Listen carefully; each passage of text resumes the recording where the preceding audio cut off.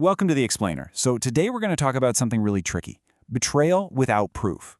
It's that kind of betrayal you feel deep down, way before your mind can actually put a name to it. You know that feeling when the whole atmosphere in your relationship just shifts? There's no big fight, no dramatic discovery or anything. The connection just feels quieter, right? A little less steady, and you can't for the life of you put your finger on why. It's so easy to start telling yourself, oh, I'm just imagining things, or I'm being way too sensitive. But here's the thing, and this is what's so interesting. It's not just you being paranoid, not at all. See, your mind might be scrambling, looking for hard evidence, right? But your nervous system, it's way more precise. It doesn't need labels or neat definitions. It's just responding to these tiny, subtle shifts and patterns of attention and emotional connection. So, okay, how does this quiet betrayal actually show up in real life?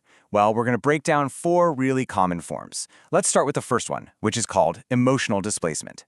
Okay, so what does that even mean, emotional displacement? Well, it's basically when you're still technically the partner, right? But you're no longer the emotional home base. That core of connection, that feeling of being the priority, it's subtly shifted over to someone else. And this can show up in a few really telling ways. Like, ask yourself this. Is there someone else who's the first person your partner calls with good news?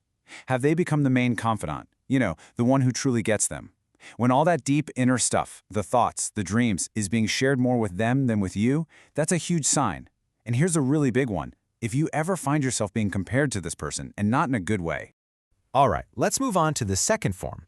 This one is all about a really critical distinction, that often blurry line between secrecy and privacy. Okay, so privacy, that's healthy, right?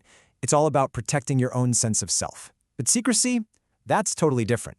Secrecy is when you're actively hiding information to avoid discomfort or conflict. Think about things like deleting messages or really downplaying your interactions with someone. It creates these gaps in the story, and our brains, we're literally wired to see those gaps as a potential threat. It's just a natural self-protection instinct kicking in. There's actually a really powerful question from Dr. Abby Medcalf that helps you tell the difference.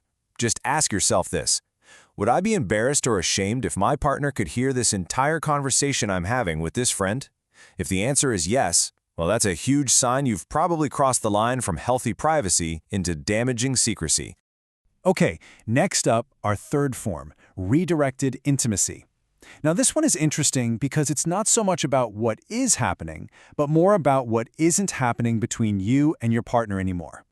See, this is all about emotional access. The relationship might still exist on paper, sure, but the emotional richness, it just feels thinner, almost like it's been hollowed out. And that's because all that energy that fuels a deep connection, that curiosity, that playfulness, it's being invested somewhere else now. So what does this look like? Well, those deep, meaningful conversations, they start happening with someone else.